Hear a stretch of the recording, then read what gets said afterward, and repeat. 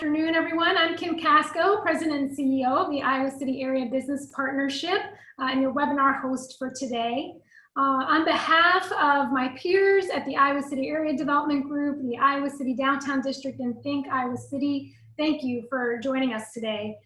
For those who haven't joined us before during this Wednesday webinar, the purpose of our State of the Community webinars is to really provide you with information on the various sectors in our community and how they are impacted by and navigating through the COVID-19 pandemic. Today, we're going to talk about Project Better Together, which is a community-wide initiative that looks to connect across all the sectors in our community towards the common goal of helping our community recover from the impacts of COVID-19 and become even stronger. Before I dive into that, I just want to cover a few housekeeping items. If I can advance my slides here. Oh, there we go. The first thing I'd like to talk about, as always, we like to highlight some of the resources we have available for the community, that being our icareatogether.com website. If you haven't been on there, please check it out. We are adding resources to that website constantly. As of late, we've got some toolkits out there for reopening. We've got some signage. We got some signage around staying safe during COVID, including mask wearing and the Mask of Wellness initiative. So please check out the website there. We also, as always, have our newsletter that goes out every Monday, and you can sign up for that via our website. And we also have this webinar, as well as now we also have t-shirts.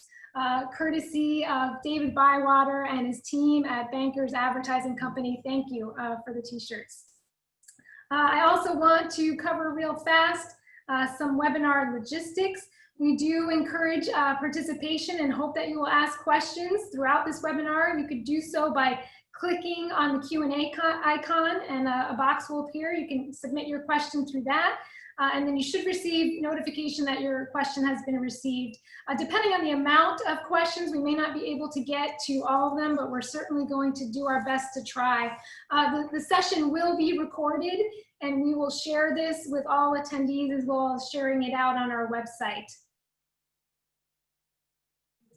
We are lucky today to have some great panelists with us. Again, as our purpose for today is really to talk about our Project Better Together effort that was launched about a month ago, on May 15th to be exact.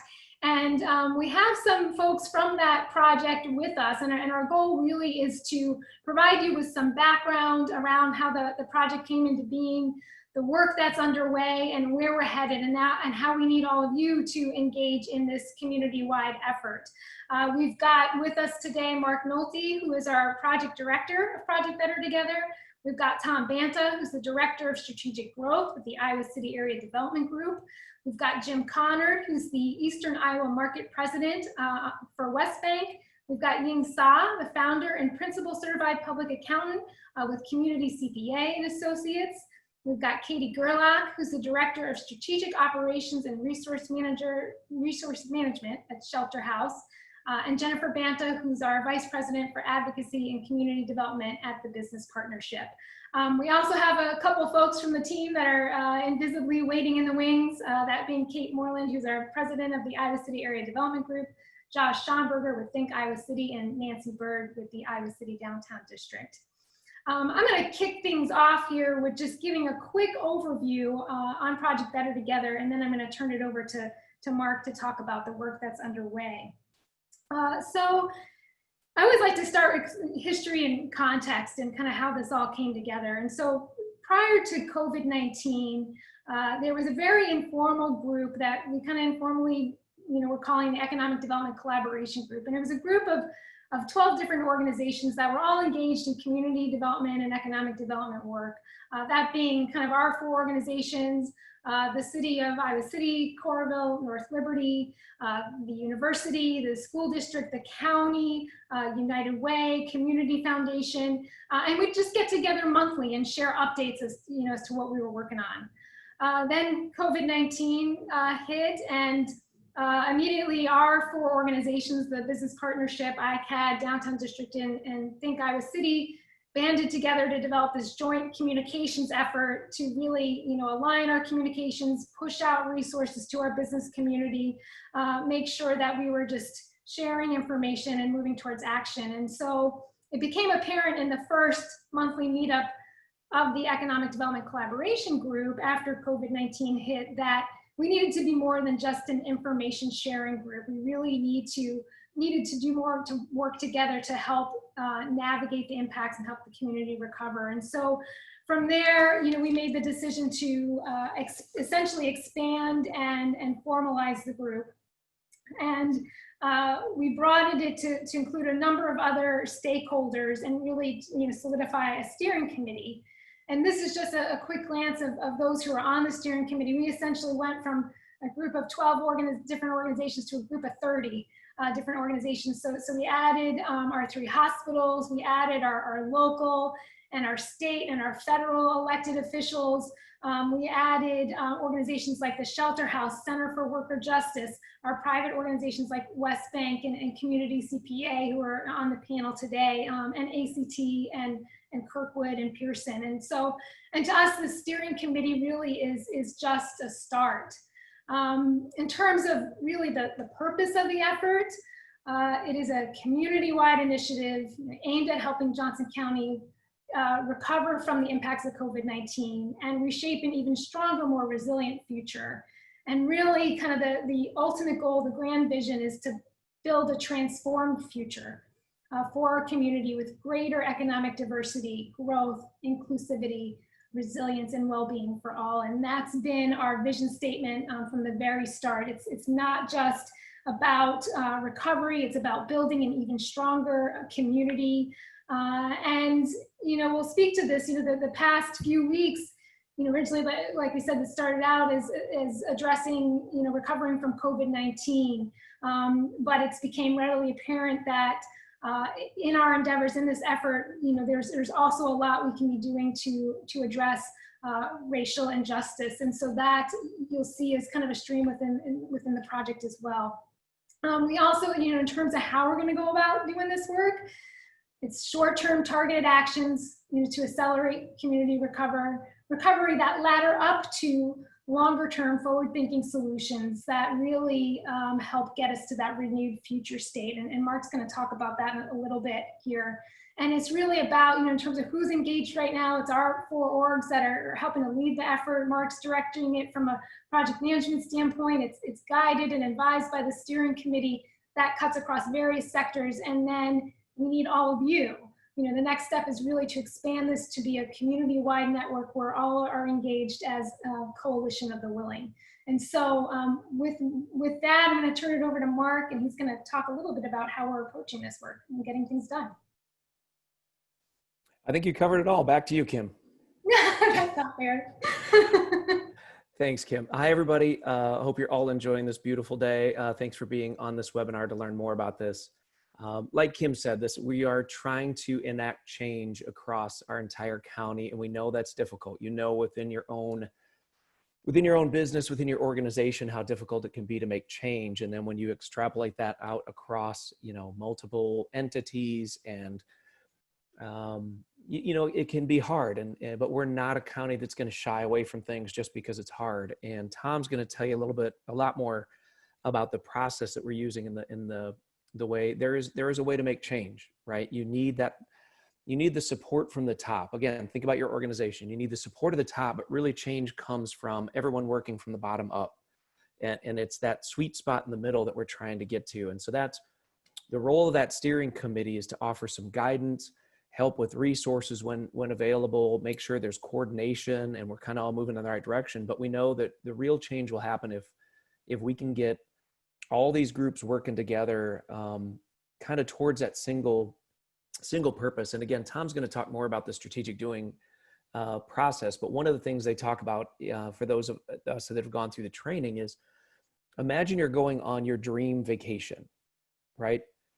So you think about it and you paint that clear picture of, this is exactly what I want my dream vacation to be. And then, to make that happen, there's all these little things that have to happen. You got to maybe book your plane tickets and pack and find someone to watch your dog, and there's all those little things. And that's kind of what we're working on in this project Better Together, is we've got to do all these little things in unison to make this big change. And so it starts with this framing question that's on the top right of this great slide that Liz made. But what would it mean for Johnson County, Iowa, to be the national model for economic diversity, growth, inclusivity, resilience, and well-being for all? That's the picture we're trying to paint.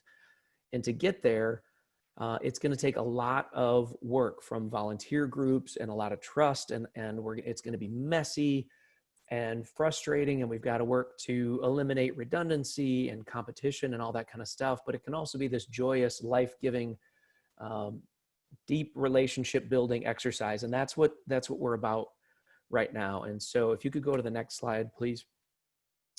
Again, we asked Liz to kind of throw, there's all those blue bars kind of recognize all the areas that we're trying to implement change in. And then underneath that are some of the first things that have just over the last month, and some started before that, but really a lot of these are over the last month, and some of them are just coming to fruition now.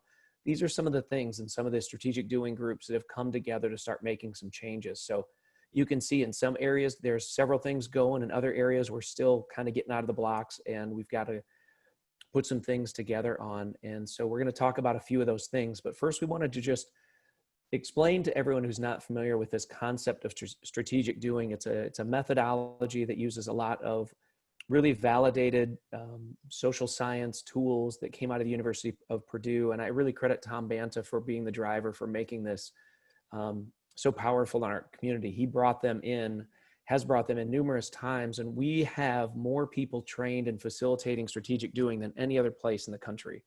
And I think that's amazing. And so, Tom, I'm going to turn it over to you to talk about, how this process works, and then people may understand a little bit more what it is, and then we'll go back to some of the first things that have been worked on.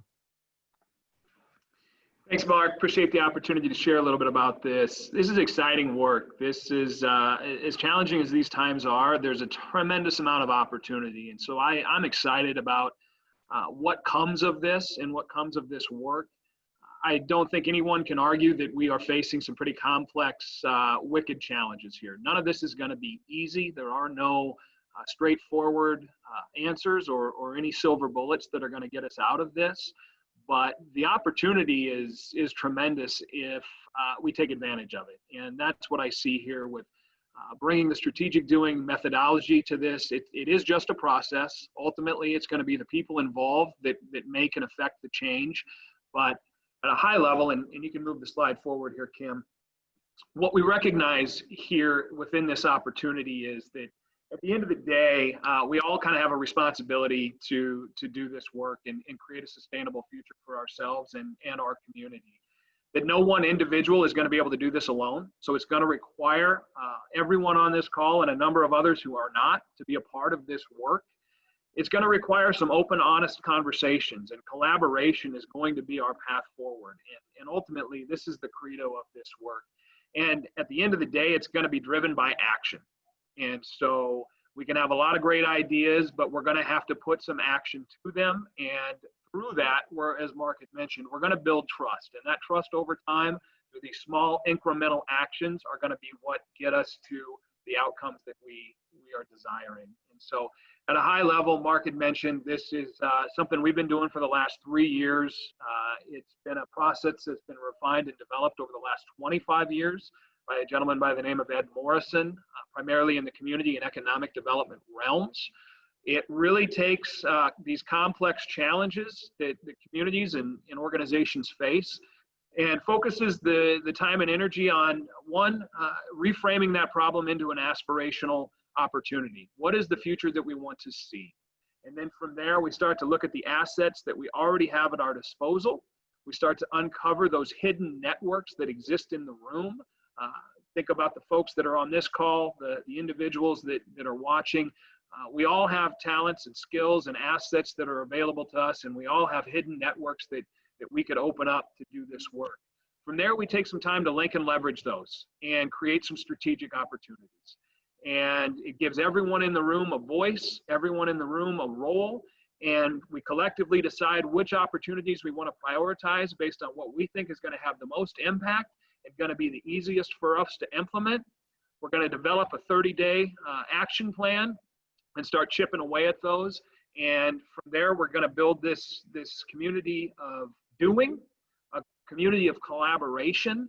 And through that, we're going to build trust. And through all of these small 30-day, 90-day wins, that is what's going to build the foundation for this culture of collaboration and doing that is ultimately going to get us to where our desired outcome is. Strategic doing at the end of the day really is just an agile approach to strategy, and it's designed to answer two questions: where are we going and how are we going to get there? And this slide ultimately is going to be the culmination of when we bring these groups together, 6, 8, 10 individuals at a time, roll up our sleeves and spend a couple hours in the room identifying what I just shared. This is what we're going to be ultimately trying to answer, and we're going to be able to report it out and define some metrics of success, test these theories, figure out what's going to work, scale those up.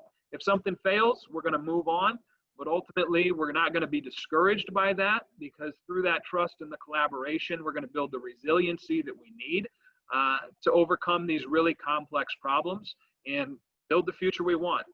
And that's what I see as the opportunity that lies in front of us, and the exciting part for me. So I look forward to seeing where things go. Thanks, Mark. Thanks, Tom. So that's kind of the how. So you kind of got the what and the who, and this is how it's going to happen. And for this to work, again, it's got to be open and transparent. We have to communicate it.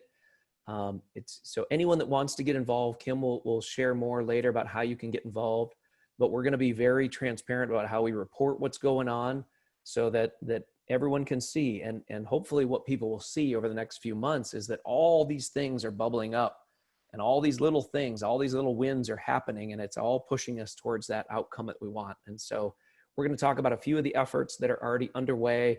One of them, we're going to tease it a little bit because the formal announcement will be next week.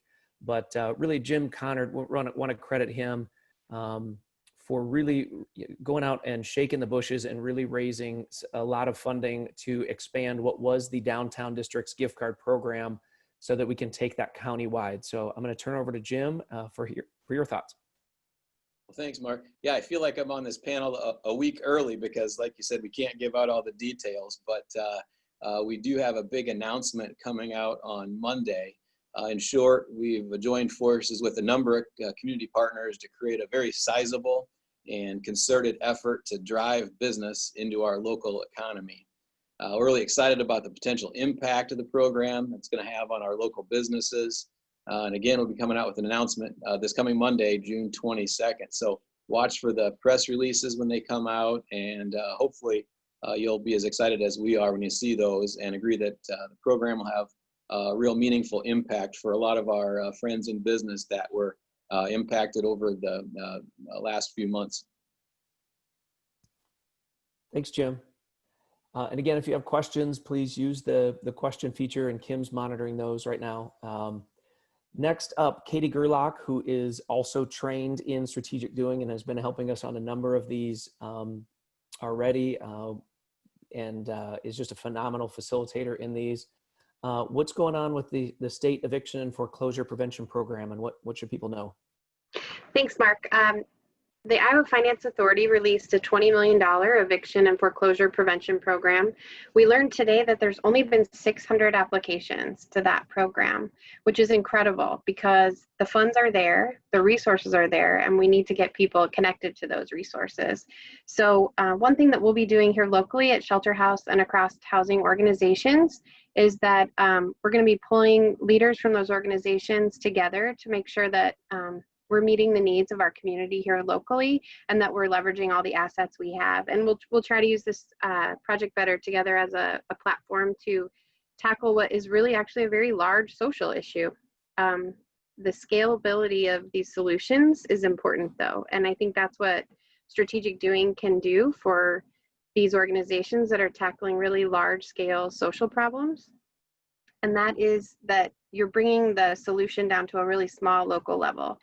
And I'm hopeful that through this process, the local organizations can strengthen our coordinated entry system locally and not only end homelessness in Johnson County, but ensure that people housing insecurity is really addressed through the crisis and beyond.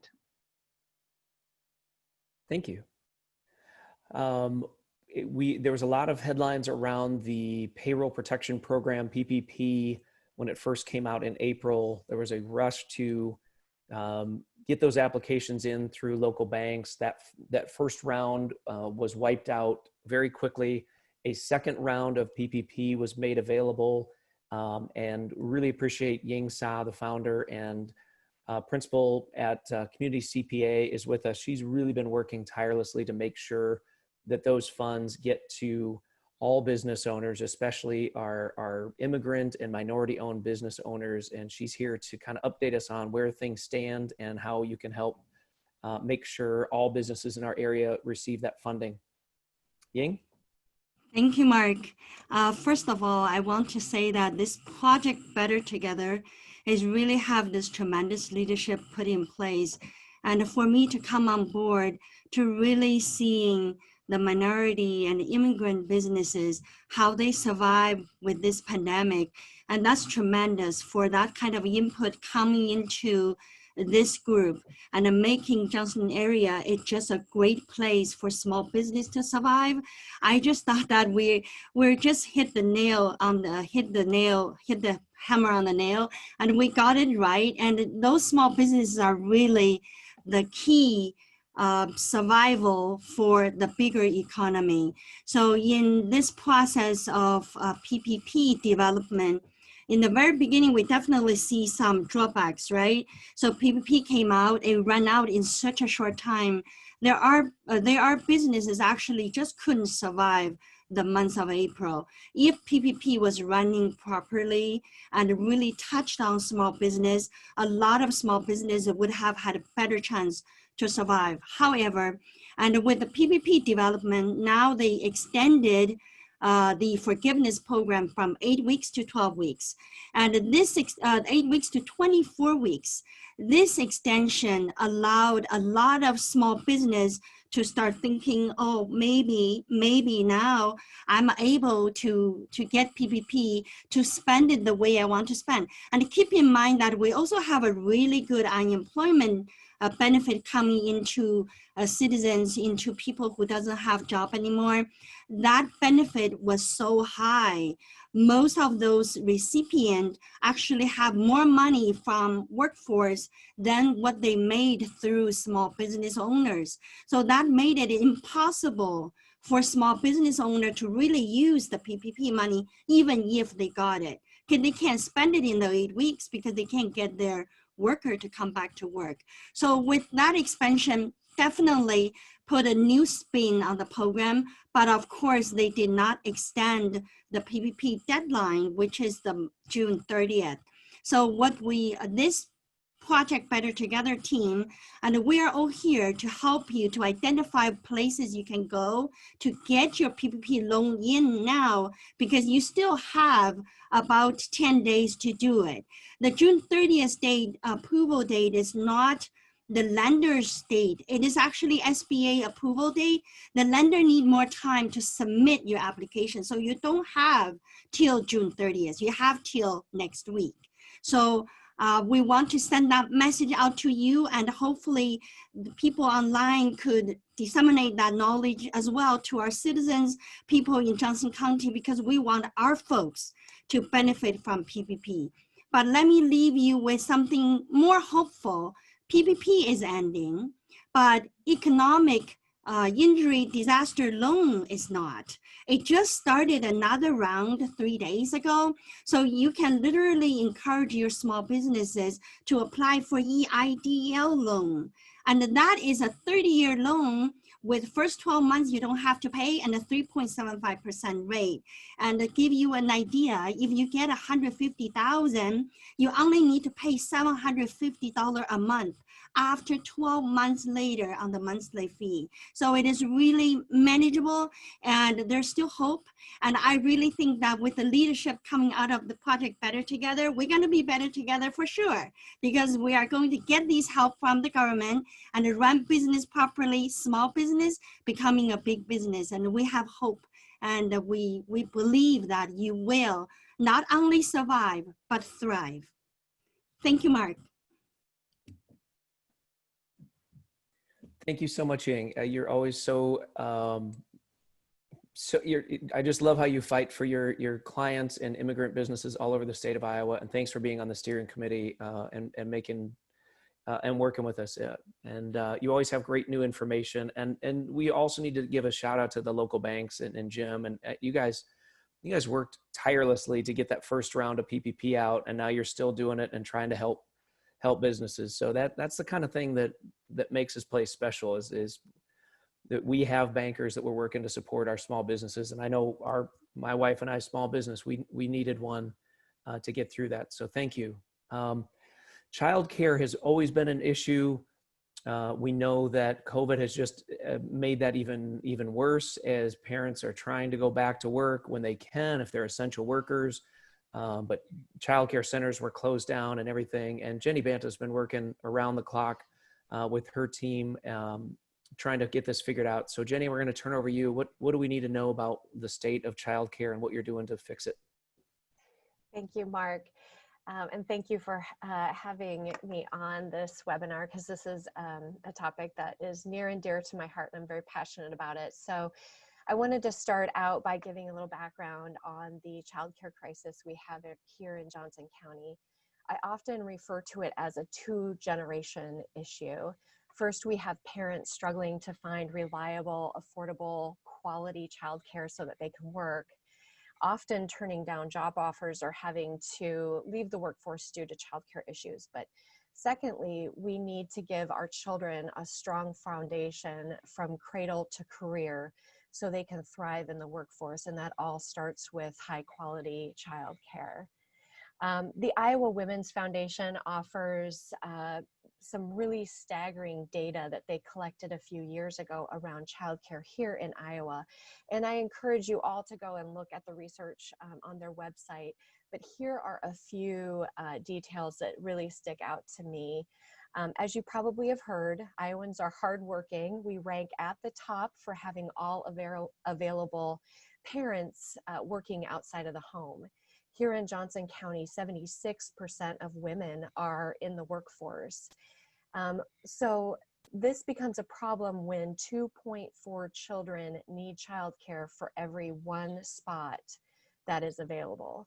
This issue is compounded by the fact that Johnson County parents pay more than twice the national average for childcare, averaging out at about $12,000 per year per child under age 3. And that is the second highest after Dallas County in the state of Iowa as well. Next slide, Kim, please. The Johnson County Child Care Coalition was formed last year, led by the Business Partnership, ICAD, the Iowa Women's Foundation, and Johnson County Social Services. We began hosting meetings to gather input from childcare providers, business leaders, HR professionals, nonprofit leaders, and community members.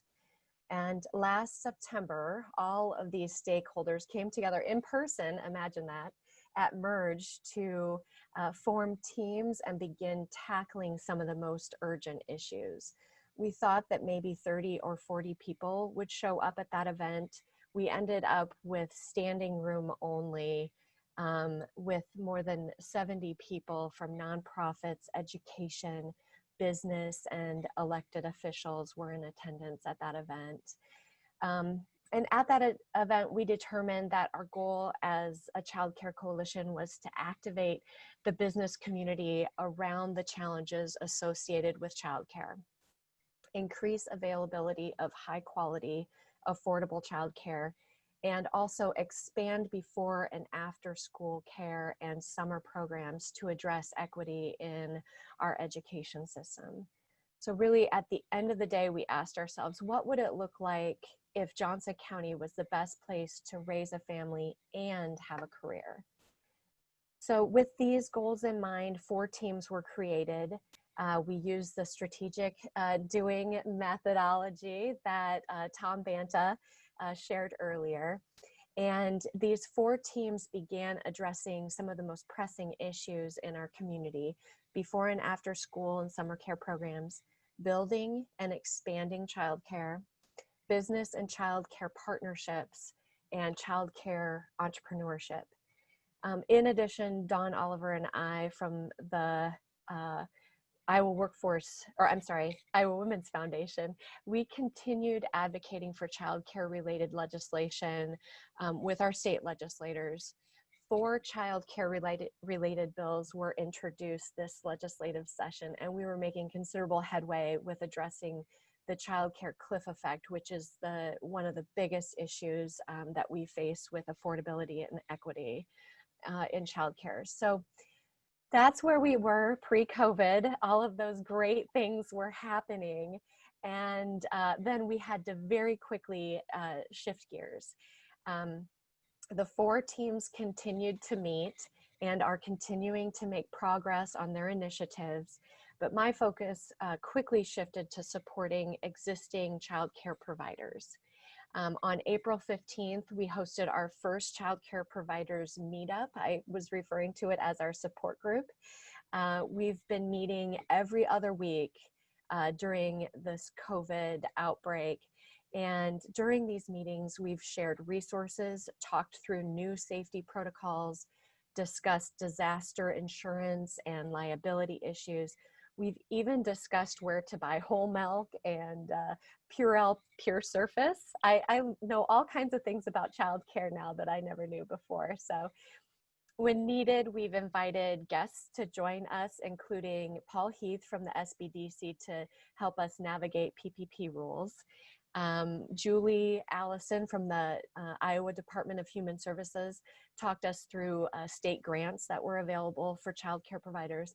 And next week, Senator Joni Ernst will be joining us to talk through federal legislation that's been proposed and also hold a listening post to get our childcare providers' feedback. During our meetings, I always ask the following questions. What are your major challenges today? What resources have you found that might be helpful to this group? And how can the community support you? Kim, next slide, please. Turning those meetings into action, and through our partnership with the Iowa Women's Foundation, we identified that child care providers were feeling underappreciated during this COVID outbreak. You all have seen all the great support for healthcare workers, but really our healthcare workers couldn't do the job that they're doing without child care providers. And even though their work is essential for members of our community to continue working and to get back to work, they receive very little recognition. So the Iowa Women's Foundation launched a community-wide initiative to thank our child care providers called CareForce for Our Workforce. And please check out, you can either go to icareatogether.com or you can go to the Iowa Women's Foundation website to learn more, and then also to get a yard sign, a window cling, a poster, so that your organization or your family can support our child care professionals. So secondly, we've also identified that grocery shopping has become a huge issue for child care providers. There's a limit on how many gallons of milk that you can purchase. And as you know, you cannot buy disinfectant really anywhere. I was just looking for it again the other day. It's very hard to come by. So we discussed what it might look like to offer a food hub where all of our child care providers could be shopping from Cisco Foods and help reduce the cost by ordering in bulk and also only having to go to one place to pick up groceries instead of 2, 3, or 4. So those are just to highlight 2 of the ideas. We have many more that we're working on that are really impactful for our child care providers, but those are kind of 2 that are in the works and really moving forward quickly. The coalition will be getting back together as a group, this time through Zoom. I hope we have 120 this time to activate and to mobilize on this issue. But July 8th, we're going to be discussing what the teams are up to. We're going to use strategic doing to reassess the current challenges and opportunities, and really to determine the direction of our work in the coming year.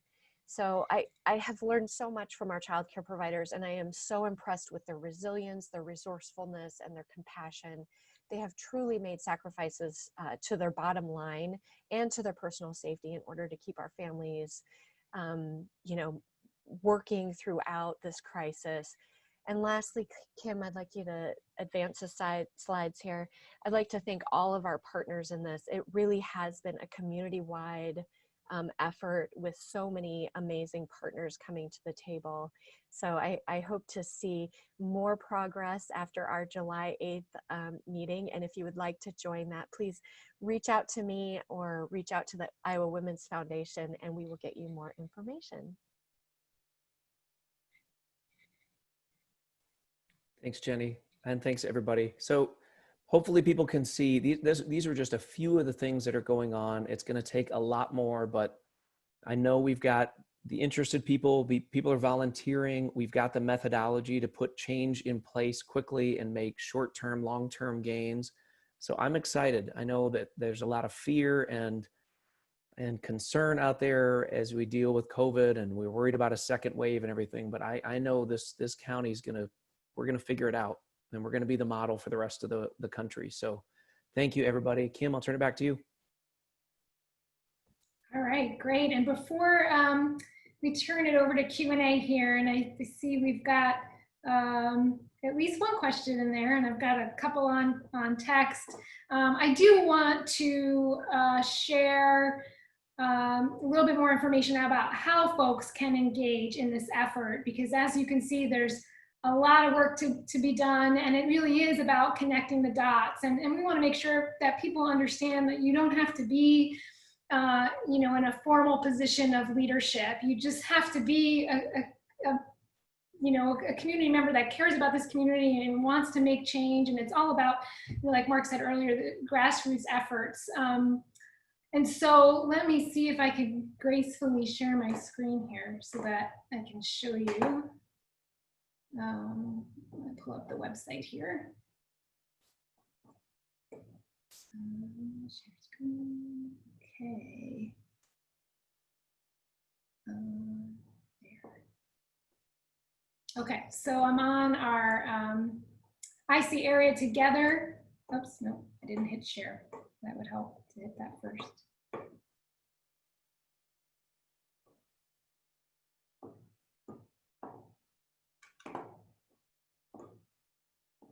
Are you guys seeing the PowerPoint or a website?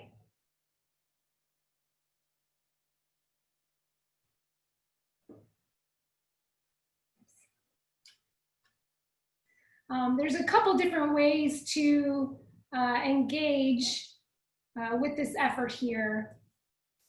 And sorry, I'm on dual screens here, so I'm trying to make sure I've got the right one up, and I feel like I don't. Let me exit out of the PowerPoint. Kim, it looks good from here. Oh, it does? Okay. Yep. This is the problem with having two screens going at the same time. But so if you go to the icareatogether.com website, you will see a survey out there. So this is one of the ways, you know, at the very least to engage in this effort is to just share your ideas and your thoughts on that vision for a better future. And so we've got, it's just a survey with a series of questions like, you know, what would it look like to, you know, have a stronger education system? What would it look like to have a more resilient economy? What would it look like? And so it's just a series of positively framed, future forward, visionary questions. And you can complete all of them, complete one of them. We're just looking to kind of get some thoughts community-wide to help shape that vision of what better looks like. And the survey is in multiple languages. Please share it out. You can find it right on the homepage. There's also, if you go to the Project Better Together tab and scroll to the bottom of that page, there is a section where you can add your name and your email and a message to the team to join the network. Again, we're looking to build a coalition of the willing to engage in these projects, and we can use a lot of help. So please, we hope that folks will be inspired to get engaged in that way, and please sign up via this website. And so those are a couple ways to get engaged.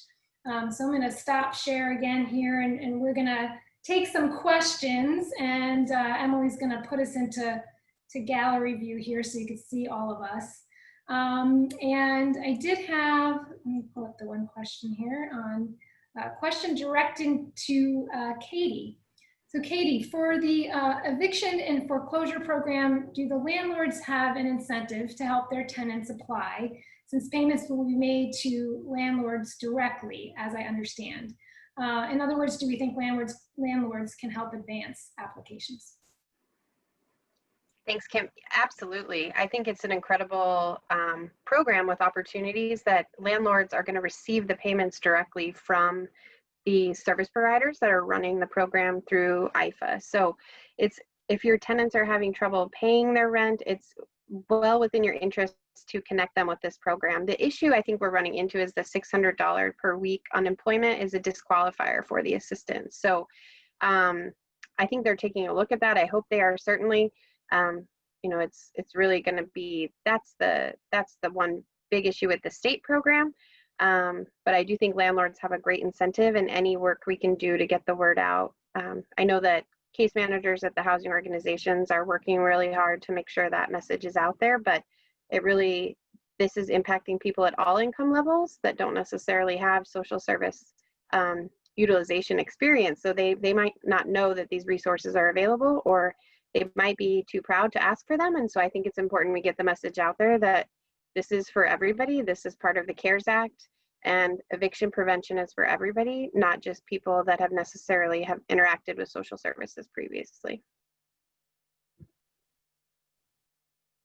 Great, thank you, Katie, for explaining that. I've got another question here for Tom that came in through text.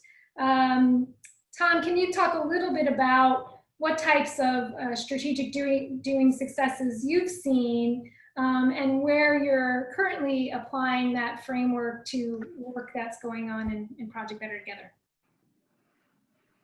Yes, thanks, Kim.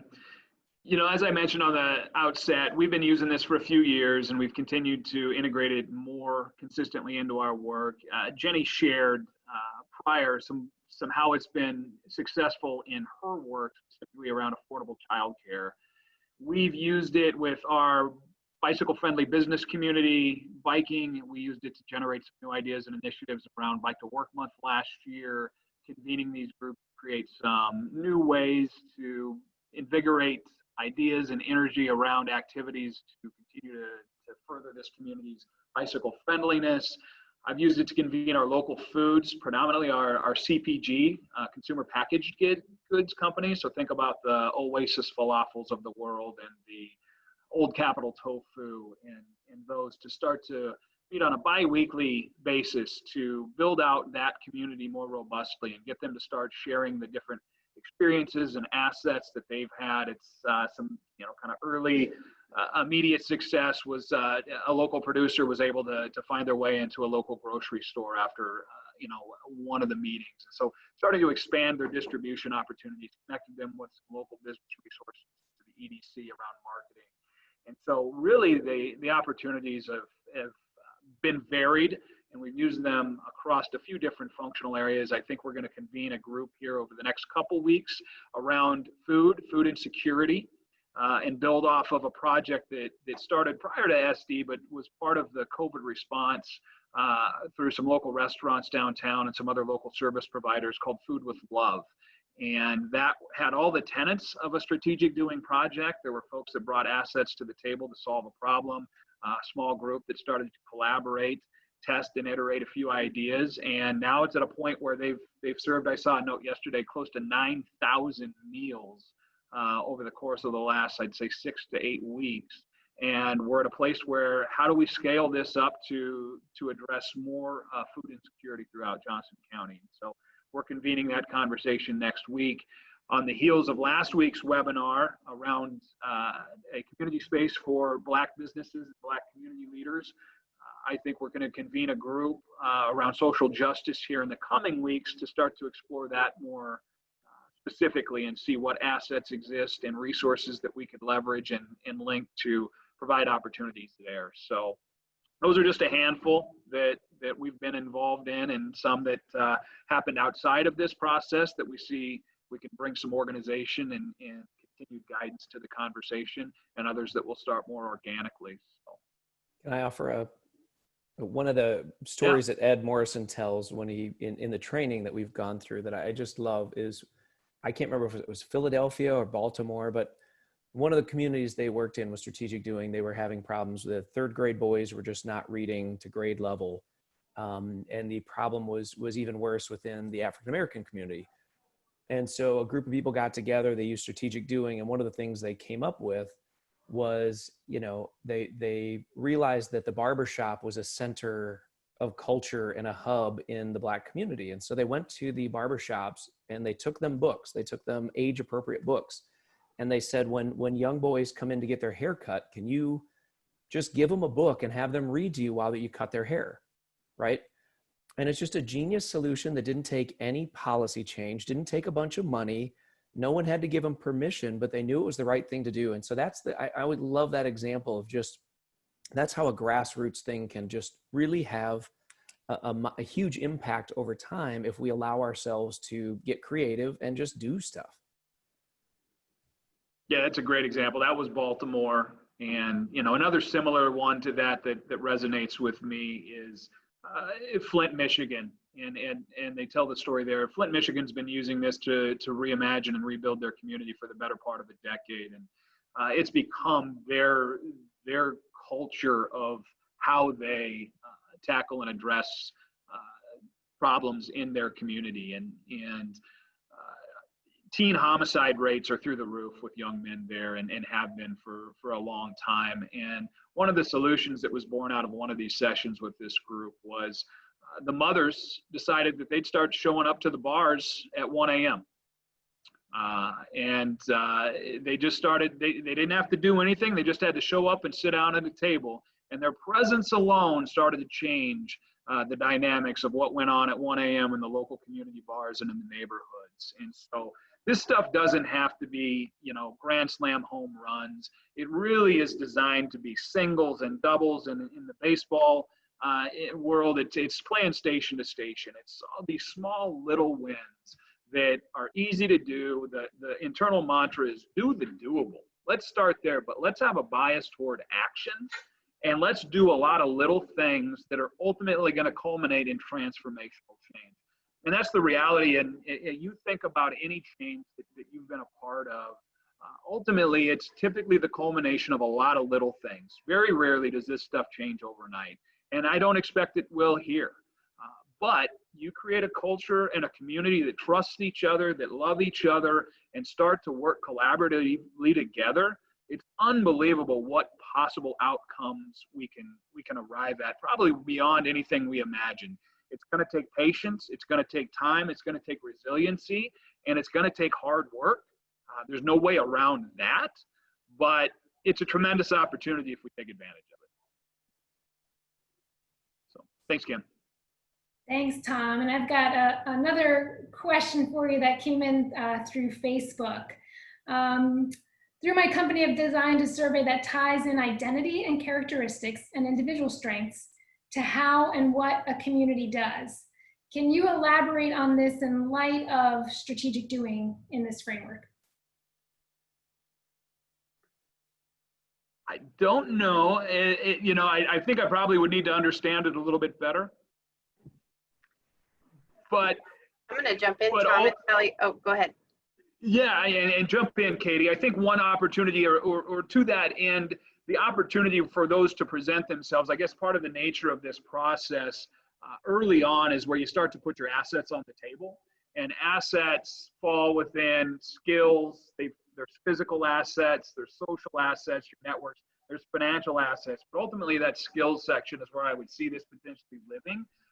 Everyone, regardless of who they are, has strengths that they can bring to this conversation and these challenges. So through this process, whether you're a high school student or a retiree or somewhere in between, we want people in this conversation because there are skills and there's talents in everyone that we want to have involved in the conversation. And so This process creates that space and holds space for everyone to have an equal voice and bring whatever it is they are willing to offer to be a part of the solution. Katie, feel free to jump in on that. I was just going to joke that after doing this, I've told Tom I started strategic doing my life, where it was like just a real bias towards action in my life, where you think about, you know, you set a goal sometimes and you move towards that goal. And I think as organizations, we do that with strategic planning. We need to hit this target. And halfway down the road, you think, this is not working. This is not an appropriate goal for the time, but you keep going because you have to hit your strategic plan. And what strategic doing does is it stops you because you're not ever getting to that. You're doing these things in smaller chunks. You're weaving. And so you're not ever going to force yourself into an end result that didn't need to be, isn't helpful and wasn't what people need. So you're iterating, and you're also just really having that bias towards action, which I think sometimes we get lost in the planning instead of taking action. And like, is our plan good? Well, it doesn't matter if your plan is good if you're not actually doing anything with it. Thanks, Katie. Great, What thanks. else? Well, we're coming up on time here, and I think it's hopefully safe to say, like, anyone who's interested in learning more about strategic doing and the framework, please reach out to Tom or Mark or Katie, and happy to share more about that framework. I do want to to maybe wrap things up here, is to maybe just kind of go around the horn of the room, the virtual room here, and I'm curious to briefly hear from everyone on the panel. What are you most hopeful about with Project Better Together? What's kind of your one wish that you would like to see happen as a result of this effort? I know for me, it's been just inspiring and keeping me going in these days where there's a lot of just negativity and negative news out there, and just knowing that there's a lot that this is going to really force us into doing together and making positive change, both in terms of project and amongst the just connecting the dots and the little connections that are happening organically. And so that's been inspiring to me. But I'm going to turn that over to whoever. This is kind of a surprise question, and I didn't prep the panel with this. And so does anyone have a kind of a quick thought that came to the top of their mind? I have a quick thought. Great. This, I've been on many boards and many committees and doing a lot of brainstormings among the members, but I have never really get on a board like Project Better Tomorrow. I'll tell you, this piece of work, it is so highlighted by this strategic doing. I'm telling you that I'm literally excited just to listen to Tom talking. I'm just sitting here feeling like I have this energy rushing up and down. And so I want to see us, and I knew Project Better Together will get to that vision. Because what we're saying here is you, me, and everybody, we do our little things. I do my little things. I understand PVP, so I just do that little things. But when I do good with my little things, and then I impact people around me and I give out the knowledge, then slowly we all do our good things. We're gonna have a committee, a community that it is going to be a model of the world, like Mark was saying. It is not even a vision. I think it's going to be reality tomorrow.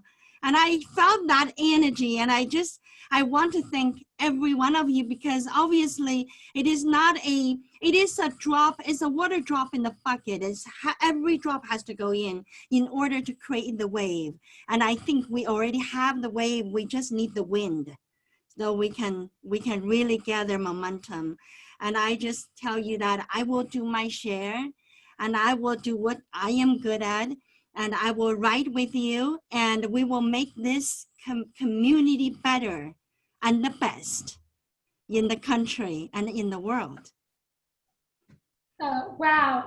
Does anyone want to follow that? I think that's a mic drop, Kim. That's a mic drop. Good job, Yingsa. Yeah, just ditto what she said. Amazing. I'm so excited. I hope that people will listen to us also stand up on the chair, goes like, yes, we're going to do it. I don't know if there's an icon for that on the Zoom or not. That participants can engage in, but yeah. Yes, engage, both hands, yes. Yeah, I think, oh my gosh, does anyone have any other thing to add there? I think, yeah, you just summed it up for all of us, so beautifully.